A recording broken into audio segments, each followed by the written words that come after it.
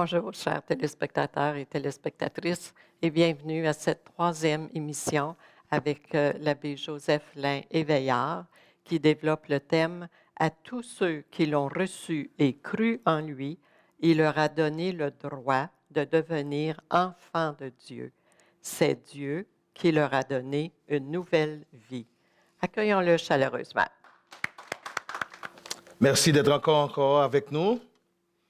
Et nous continuons avec notre thème ce matin. Et dans cette section, nous allons essayer de voir, sommes-nous tous enfants de Dieu? Sommes-nous tous enfants de Dieu?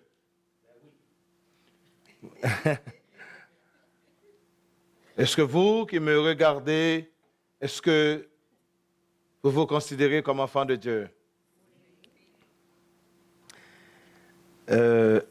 Je me rappelle de cette petite histoire quand j'étais séminariste au Grand Séminaire de Montréal. On allait à Chicoutimi et puis on est arrivé dans un centre d'achat. Il y avait beaucoup de jeunes, beaucoup de personnes.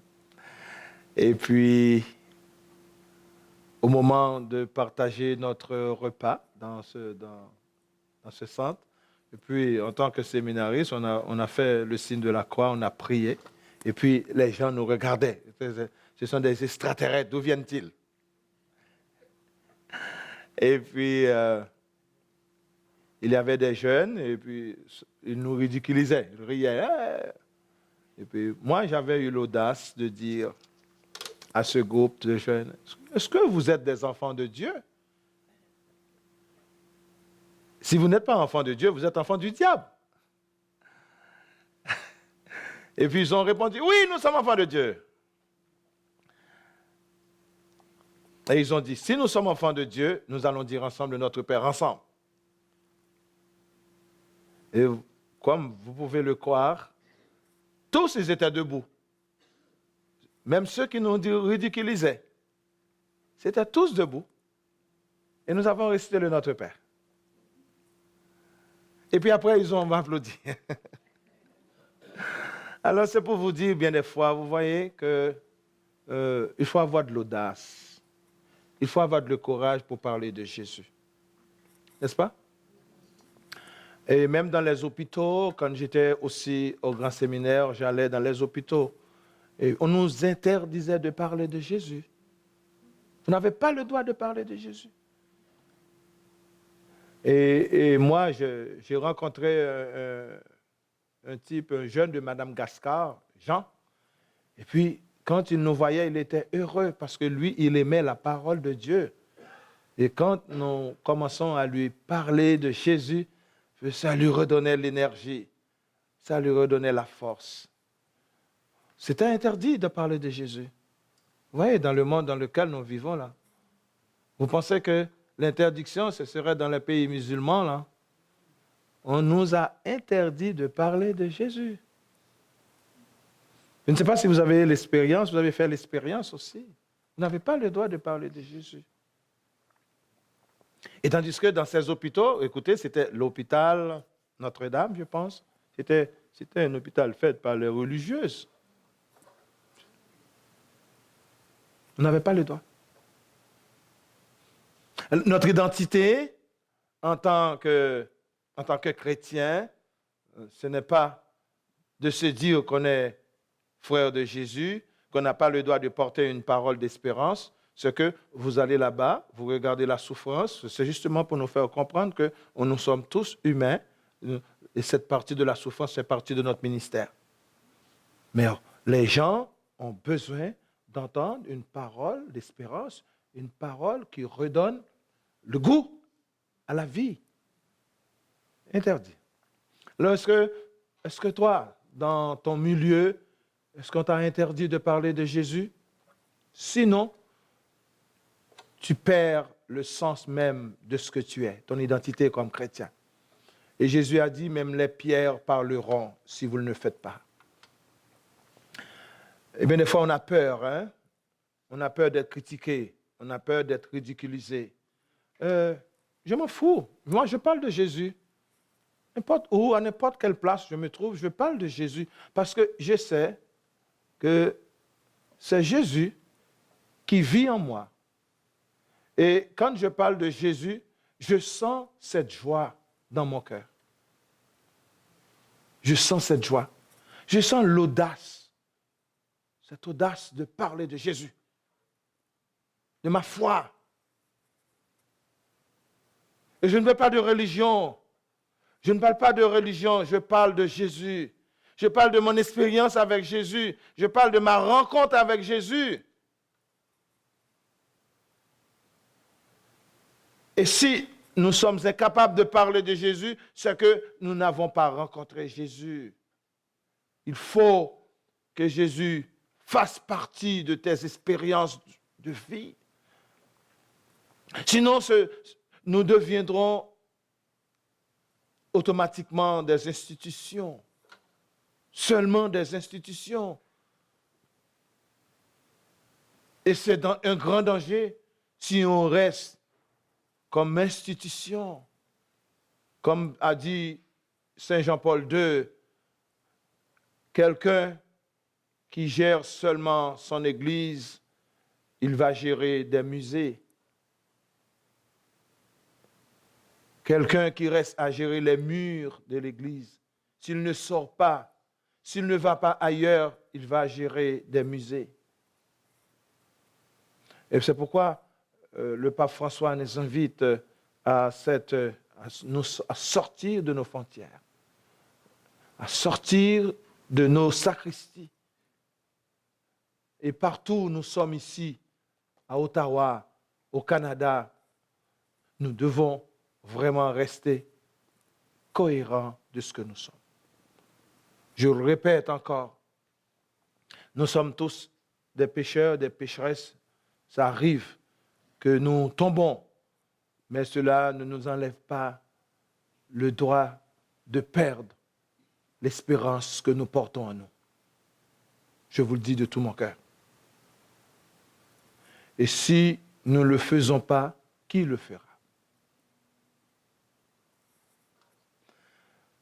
Nous sommes au pied du mur. Nous sommes au pied du mur. Et Jésus était au pied du mur. Et même sur la croix, Jésus était au pied du mur. On lui ridiculisait. Si tu es le Fils de Dieu, sors. Si tu es le Fils de Dieu, regardez d'où vient la paternité là. Toi, si tu es le Fils de Dieu, descends. Si tu es le Fils de Dieu, laisse. Tu as guéri tant d'autres, laisse, descends.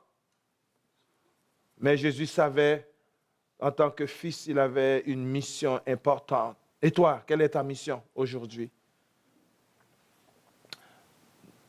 Tu es prêt, tu es religieux, religieuse, tu es baptisé. Et quel est le plan de Dieu, le projet de Dieu dans ton cœur aujourd'hui?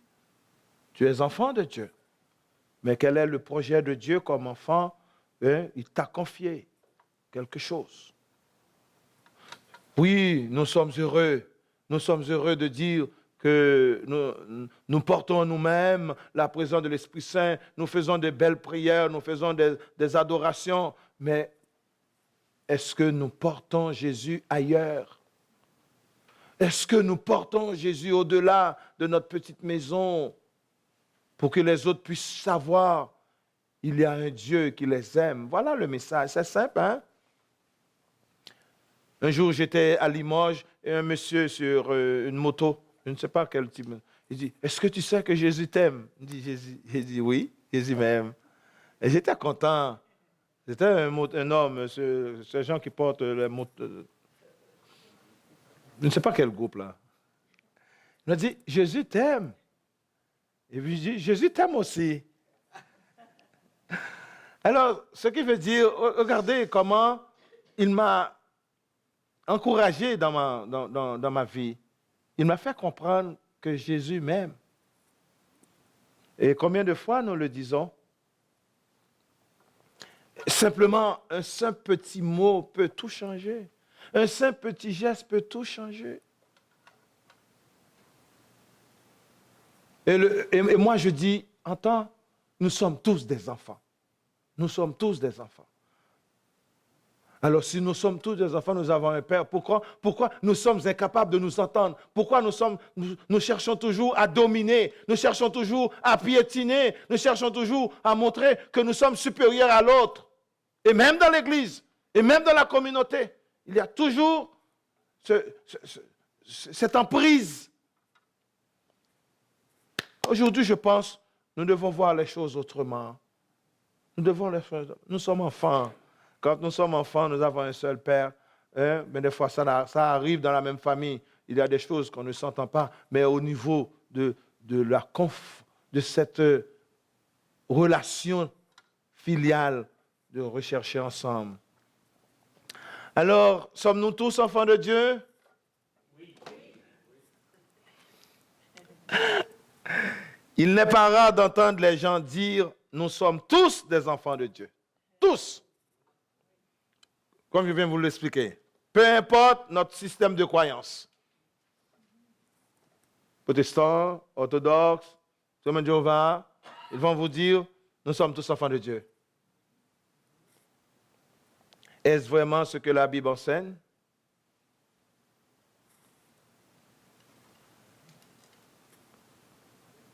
Est-ce que la Bible, dans la parole de Dieu, est-ce que nous ne trouvons pas des textes qui font la différence entre les fils de la lumière et les fils des ténèbres? Il y en a, n'est-ce pas?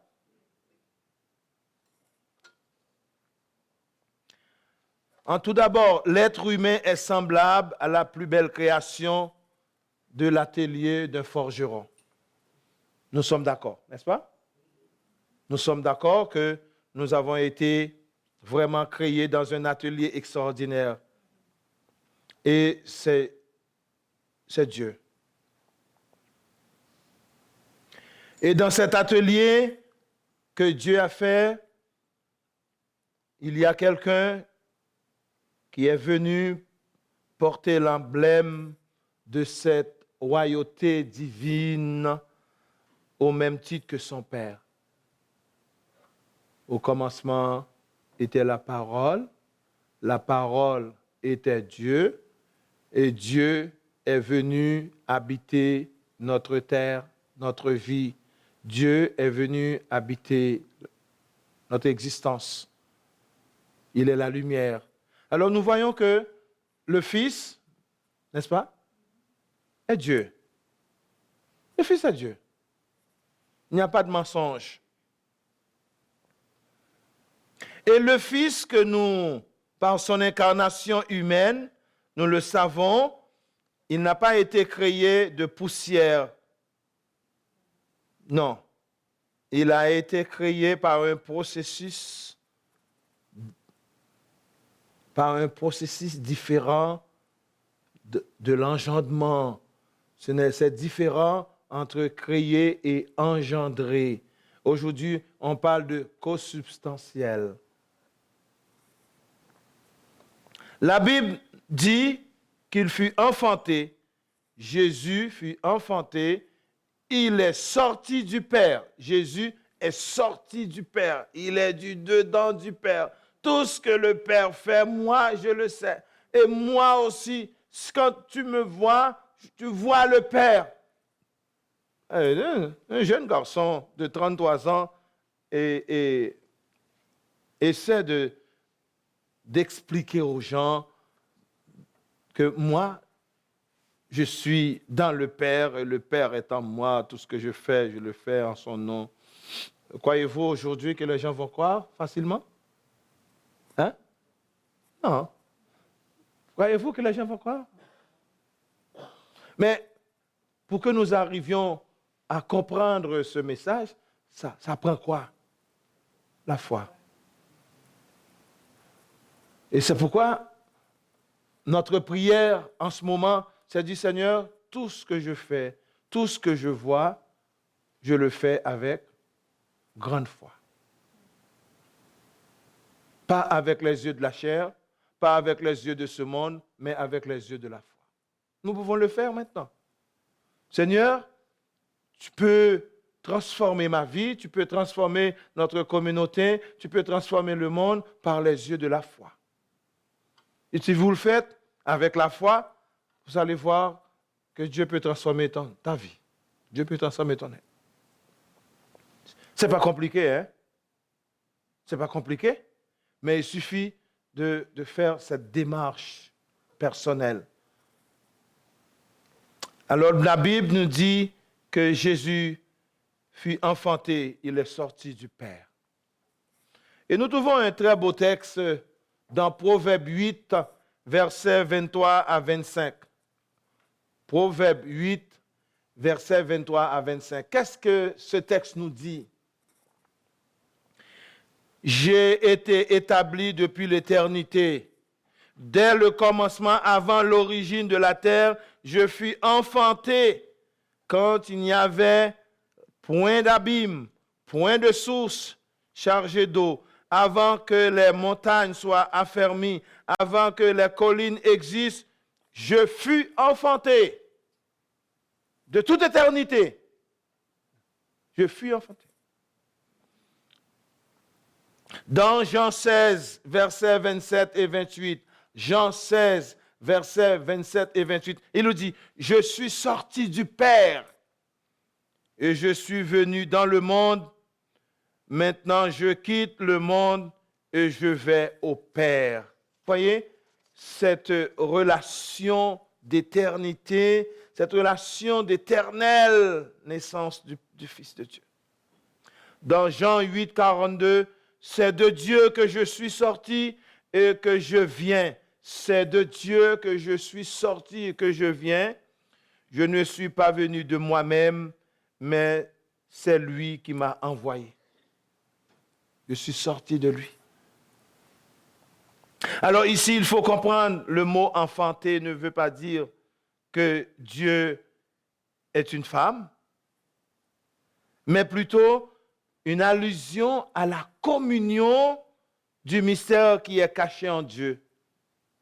Il y a une communion de l'existence de Dieu. Mystère que nous humains, nous ne pouvons interpréter, car la dimension céleste est au-delà de notre compréhension terrestre. C'est de lui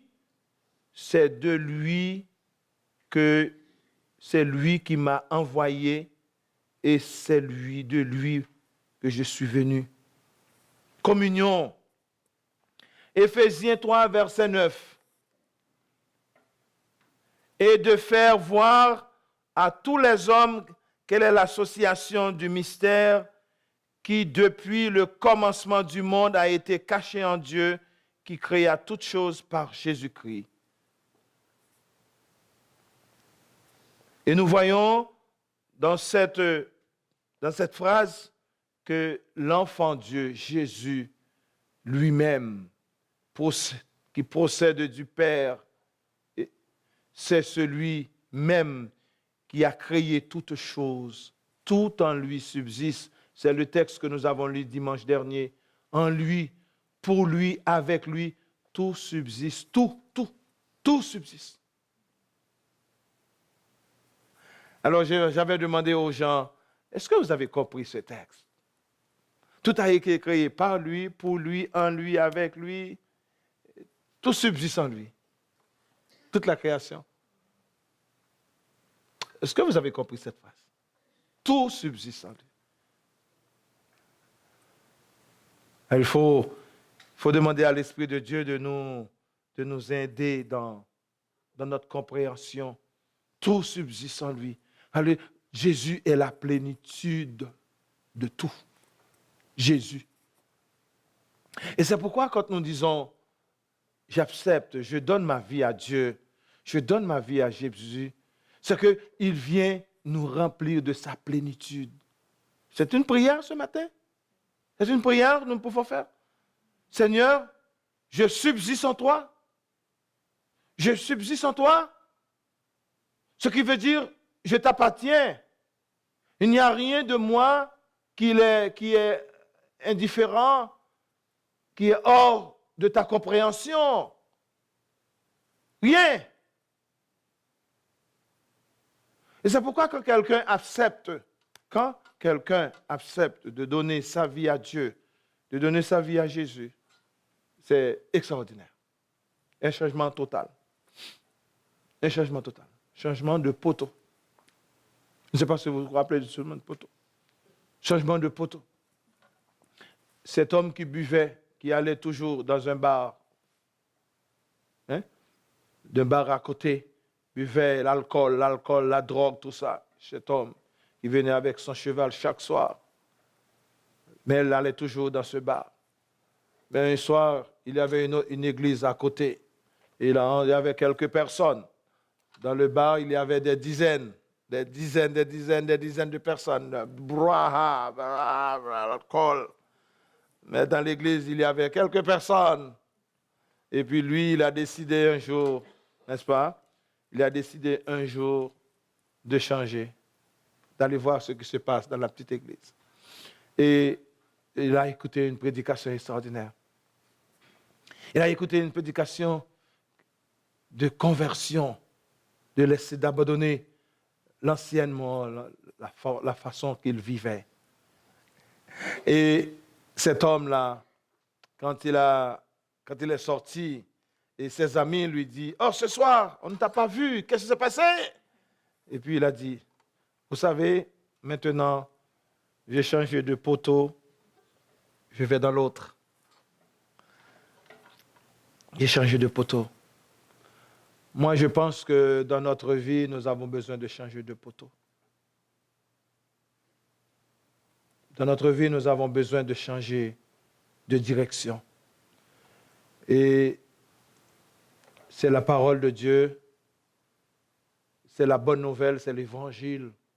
Quand nous mettons ces pages d'évangile en application dans notre vie, nous changeons de poteau. Et c'est ce que je vous invite, frères et sœurs. Vous m'écoutez à travers la télévision, peut-être dans votre petit coin, dans votre lit d'hôpital. Peut-être c'est le moment de dire, Seigneur, il y a quelque chose dans ma vie, il y a une épine dans mon corps, il y a quelque chose dans ma vie que je veux changer, que je veux être transformé, Seigneur. Ça fait longtemps, Seigneur, je me sens chef, je me sens autorité, mais est-ce que j'ai l'humilité de dire, je veux devenir humble serviteur, au lieu de laisser que c'est mon autorité qui domine? Je pense que changer de poteau, peut-être nous aider dans notre façon de diriger, dans notre façon d'être prêtre, d'être pasteur, d'être évêque. Comme nous le savons, ce n'est pas une petite élite aujourd'hui qui doit prendre en main le destin de l'Église de Dieu. C'est tout le peuple de Dieu. C'est nous tous ensemble. C'est nous tous ensemble. Et c'est pourquoi moi, je vous invite à reconsidérer notre vision, notre façon de voir les choses, certains aspects de notre vie comme chrétiens et chrétiennes. Est-ce que vraiment nous laissons la place à ce que Jésus nous questionne? Hey, pourquoi je fais ceci? Pourquoi je fais cela? Pourquoi je n'agis pas autrement? Parce que nous n'avons pas laissé que la parole de Dieu imbiber là, dans l'éponge de notre cœur. Cette parole reste au dehors de nous-mêmes. Cette parole reste à l'extérieur de nous-mêmes. Cette parole n'est pas entrée du dedans de nous-mêmes. Et c'est là, c'est du dedans de nous-mêmes comme enfants de Dieu que le Seigneur nous appelle à cette transformation. C'est du dedans de nous-mêmes, dans notre instinct, dans notre esprit, dans notre vision. Qu'est-ce qui peut changer? Qu'est-ce qui peut être amélioré? C'est très important. Moi, c'est que nous autres chrétiens, on fait ça. Mais aujourd'hui, en 2022, qu'est-ce qu'on peut faire pour que notre communauté comme enfants de Dieu, là, comme enfants de Dieu, 12 autres dans la communauté, nous sommes tous enfants de Dieu. Laissons-nous laisser l'Esprit Saint, laisser la force du Christ nous transformer, laisser la force du Christ nous questionner aussi. Ah, on faisait ça depuis des siècles, mais aujourd'hui, en 2022, qu'est-ce qu'on peut faire? Puisque si ça crée des obstacles, si ça crée toutes sortes de difficultés, pourquoi en 2022, l'Esprit de Dieu est là? L'Esprit de Dieu continue à transformer les êtres humains. Alors c'est pourquoi, frères et sœurs, quand nous disons enfants de Dieu, quand nous disons que nous sommes changés par Jésus, mais il y a une autre façon. Si Jésus était ici en 2022, là, en 2022, qu'est-ce qu'il ferait là? Et ils sont passés, la question serait, où sont passés mes enfants? Où sont passés mes enfants? Où sont-ils mes enfants? Est-ce que nous les avons abandonnés? Où sont-ils? Prions. Seigneur Jésus, nous arrivons dans cette troisième partie de notre conférence. Et tu nous dis ce matin que tu es un Dieu caché. Tu es un Dieu qui est là au cœur de nos misères, de nos souffrances. Comme enfants de Dieu, nous avons besoin de toi. Comme enfants de Dieu, nous avons besoin d'être transformés pour que nous puissions un jour apporter une bonne nouvelle. Non seulement porter une bonne nouvelle, que je devienne une bonne nouvelle. Moi, que ma présence dans mon milieu soit une bonne nouvelle. Que ma présence soit pour les autres une source de bénédiction. Et que toi aussi tu deviennes une bénédiction, une grâce pour Dieu. Est-ce que tu es prêt à le faire? Que ta vie, ma parole, mes gestes deviennent gestes de Dieu, gestes du Christ. Que le Seigneur nous bénisse. Amen. Il nous a donné